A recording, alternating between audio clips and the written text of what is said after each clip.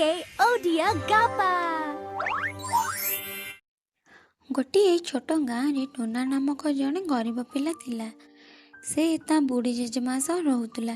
ଶୀତ ଦିନ ଆସିଥିଲା। ଗାଁ ସାରା ଥଣ୍ଡାରେ ଥରୁଥିଲେ। ହେଲେ ଗରିବ ଟୁନା ପାଖରେ ନା ଭଲ ଘର ଥିଲା, ନା ଶୀତ ଦିନରୁ ବଞ୍ଚିବା ପାଇଁ ଭଲ କମ୍ବଳ ଥିଲା।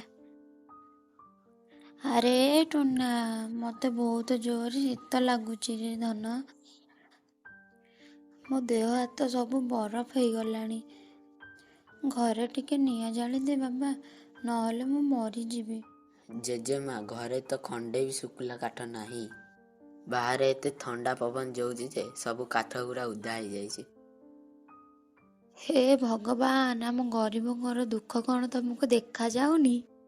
ବସ, ମୋ ନାତି ଟୋକାଟା ବି ଶୀତରେ ଥରୁଛି।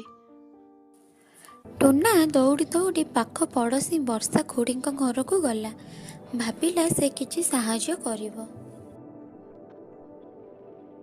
ଖୁଡ଼ି ଓ ଖୁଡ଼ି, ଟିକେ କବାଟ ଖୋଲନ୍ତୁ। ବର୍ଷା ବିରକ୍ତ ହୋଇ କବାଟ ଖୋଲିକି ଟୁନାକୁ କହିଲା, କିଏ ରେ ତୁ? ଏତେ ରାତିରେ କାହିଁକି ପାଟି କରୁଛୁ? ଶାନ୍ତିରେ ଶୋଇବାକୁ ବି ଦବୁନି। ଖୁଡ଼ି, ମୋ ଜେଜେମାକୁ ବହୁତ ଜୋରରେ ଥଣ୍ଡା ଲାଗୁଛି। ତମ ଘରେ କେତେ କାଠ ଅଛି? 2 ଖଣ୍ଡ କାଠ ଦିଅ। ଭାଗ ଏଇଠୁ। ମାଗଣାରେ କାଠ ନେବାକୁ ଚାଲି ଆସିଲା। ମୋ ପାଖରେ ତୋର ଫାଲତୁ କଥା ଶୁଣିବାକୁ ଟାଇମ୍ ନାହିଁ। ଯା ଜଙ୍ଗଲରୁ କାଠ ଆଣିବୁ। ଯା ଯା ଯା।